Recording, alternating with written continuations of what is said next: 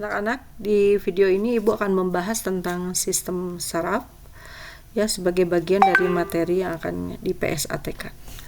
Sistem saraf kita merupakan sistem saraf pusat, artinya kita sudah memiliki pusat saraf begitu ya, yaitu otak dan sumsum tulang belakang. Nah, otak itu sendiri kita bagi menjadi dua bagian besar, otak besar dan otak kecil. Otak besar atau cerebrum itu terbagi menjadi beberapa lobus ya. Lobus yang diwarnai biru ini adalah lobus frontalis yang ada di bagian depan. Ini merupakan pusat ingatan atau memori ya, juga pusat sifat agresif, pusat belajar berpikir juga ada di dalam lobus frontalis ini. Kemudian yang kedua adalah lobus parietalis yang merupakan pusat sensori kulit ya, jadi kita bisa merasakan panas, bisa merasakan dingin, bisa merasakan sakit, tekanan gitu ya, sentuhan itu karena ada lobus parietalis ini. Kemudian pusat penglihatan itu otak besar bagian occipitalis yang ada di belakang kepala kita. Kemudian lobus temporalis ini merupakan pusat pendengaran ya. Di sini juga terjadi proses belajar bahasa, itu terjadi di lobus temporalis ini. Nah, adanya bagian-bagian atau gangguan pada bagian-bagian ini tentu saja secara spesifik nanti akan mengakibatkan gangguan-gangguan tertentu ya. Misalkan cedera pada frontalis tentu saja akan mengakibatkan kelainan, misalkan karena frontalis merupakan pusat memori, jadi mungkin saja gangguan yang mungkin terjadi adalah afasia atau amnesia misalnya ya. Kemudian pada occipitalis bisa saja mengakibatkan kebutaan, buta saraf disebutnya. Terus kalau misalkan pada bagian temporalis bisa mengakibatkan tuli saraf misalkan ya. Pada bagian parietalis bisa saja mengakibatkan orang tersebut tidak bisa merasakan panas, tidak merasakan dingin, atau tidak merasakan sakit ya. Ada nih kelainannya ya, dimana orang tidak bisa merasakan sakit di sekujur tubuhnya, padahal tubuhnya berada dalam kondisi sangat bahaya begitu ya, karena luka, karena cedera, karena gangguan pada otak parietalisnya ya.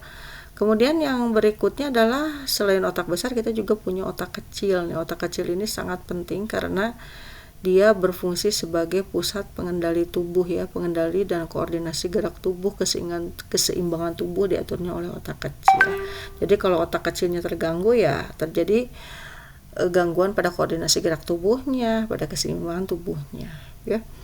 Nah, otak juga ada beberapa buku yang membagi si otak itu jadi otak besar, otak kecil, dan juga bagian yang disebut dengan batang otak atau medula oblongata atau sumsum lanjutan. Ini bagian ini juga sangat penting karena dia berfungsi sebagai pusat pengaturan fisiologis tubuh ya, seperti kecepatan denyut jantung, kecepatan pernafasan dan lain sebagainya, itu diatur oleh otak batang otak atau medula oblongata ini. Kemudian pada otak juga terdapat bagian yang disebut dengan hipotalamus. Jangan lupa kita sudah pernah mempelajari fungsi dari hipotalamus. Ini adalah fungsinya adalah untuk mengatur suhu tubuh ya, mengatur rasa lapar, rasa haus, itu juga diatur oleh hipotalamus ya. Ada juga bagian otak yang disebut dengan hipokampus. Nah, hipokampus ini fungsinya adalah sebagai tempat untuk menyimpan memori jangka panjang. Jadi otak itu sekali lagi anak-anak memiliki bagian-bagian di mana setiap bagiannya itu memiliki fungsi-fungsi khusus ya. Nah, si otak dan sumsum tulang belakang kita sebagai pusat saraf itu dilindungi oleh selaput yang disebut dengan selaput meninges ya. Ini kalau diperbesar selaput meninges ini penampakannya seperti ini. Selaput meninges itu terdiri dari 3 lapisan lainnya. Yang pertama adalah durameter, yang kedua adalah lapisan arachnoid ya. Yang ketiga adalah lapisan piameter. Durameter itu adalah lapisan yang paling luar dari lapisan meninges. Dia akan bersentuhan langsung dengan tulang-tulang tengkorak maupun tulang belakang ya, tergantung posisinya di mana.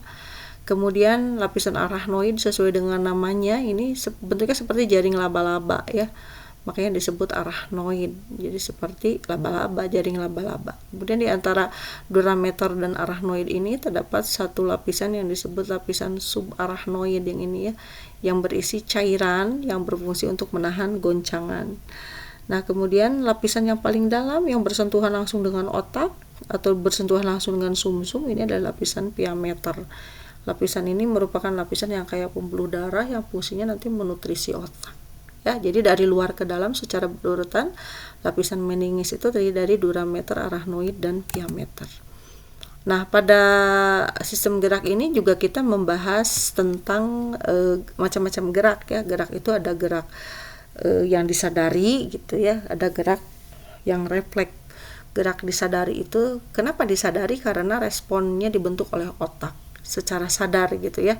Sedangkan gerak-gerak refleks tidak melalui otak karena membutuhkan respon yang lebih cepat. Contohnya ketika kita menginjak paku nih, misalkan ya, jadi reseptornya ini kulit misalkan yang akan merasakan rasa sakit karena menginjak paku gitu ya. Kemudian nanti akan si impulsnya itu atau rangsangnya itu nanti akan dibawa oleh neuron sensorik menuju ke sumsum tulang belakang, di mana di sini ada interneuron yang menghubungkan neuron sensorik dengan neuron motorik ya, sehingga nanti akan terbentuk suatu respon yang dibawa oleh neuron motorik menuju ke efektor. Efektornya misalkan berupa otot yang nanti si ototnya itu akan berusaha untuk mengangkat kaki kita ya, supaya menjauhi dari pusat rasa sakit yang tadi kita injek paku begitu ya. Jadi lengkung refleks itu sekali lagi terdiri dari reseptor, kemudian neuron sensorik, kemudian interneuron atau sumsum tulang belakang, katakanlah interneuron yang terdapat pada sumsum tulang belakang, kemudian neuron motorik, dan juga diakhiri dengan efektor.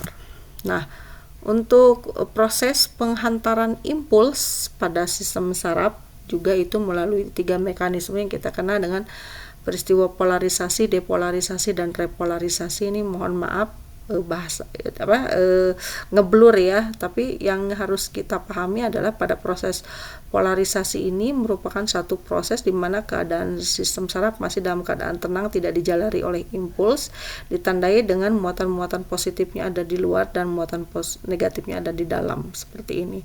Kemudian ketika terjadi perambatan impuls akan terjadi perubahan perubahan muatan-muatan ya, dimana nanti si muatan-muatan negatifnya akan terdapat di luar gitu ya, sedangkan muatan positifnya ada di dalam. Ini terjadi secara simultan ya, tidak terus negatif semua di sini ya, tidak. Jadi segmen per segmen begitu ya, nanti perubahan muatan-muatannya yang jelas.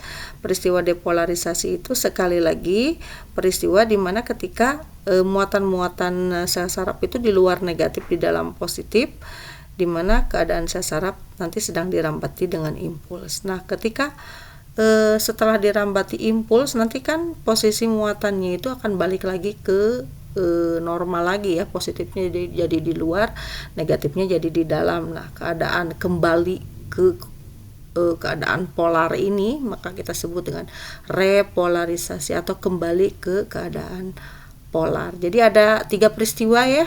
Yang pertama adalah polarisasi, depolarisasi, dan repolarisasi. Ingat-ingat bahwa depolarisasi ini merupakan proses di mana sel saraf sedang dirambati impuls. Jadi muatan negatifnya di luar, muatan positifnya ada di dalam. Nah, kelainan pada sistem saraf itu ada macam-macam. Ada Alzheimer, ada stroke, sindrom Parkinson, afasia, demensia, tumor atau kanker otak, dan kelainan lainnya ya. Tapi beberapa kelainan pada sistem saraf ternyata sangat berpengaruh pada sistem mobilitas. Contoh stroke, contoh lain sindrom Parkinson ya. Stroke dan sindrom Parkinson ini kan gangguannya itu pada sistem saraf, tapi kemudian efeknya dirasakan oleh sistem gerak. Jadi orang yang stroke hemoragik misalnya terjadi pendarahan di otaknya ya, yang mengakibatkan lumpuhnya salah satu bagian tubuh, yang mengakibatkan si otot-otot di bagian tubuh tertentu itu tidak bisa digerakkan. Misalkan terjadi pendarahannya di otak sebelah kanan, misalkan akan terjadi kelumpuhan di alat geraknya sebelah kiri. Sindrom Parkinson juga demikian ya, cedera pada otaknya, akan tetapi yang terpengaruh adalah sistem geraknya. Jadi dia tidak bisa mengendalikan gerak tubuhnya ya. Untuk sindrom Parkinson ini salah satunya yang terkenal adalah dialami oleh Muhammad Ali, yang mungkin sebagai akibat dari cedera otak akibat bertinju ya, sindrom Parkinson ini. Jadi kalau kalian mau lihat videonya tentang Muhammad Ali yang mengalami sindrom Parkinson, kalian bisa untuk melihat. Ya, demikian anak-anak untuk sistem saraf. Mohon disimak dan selamat belajar ya.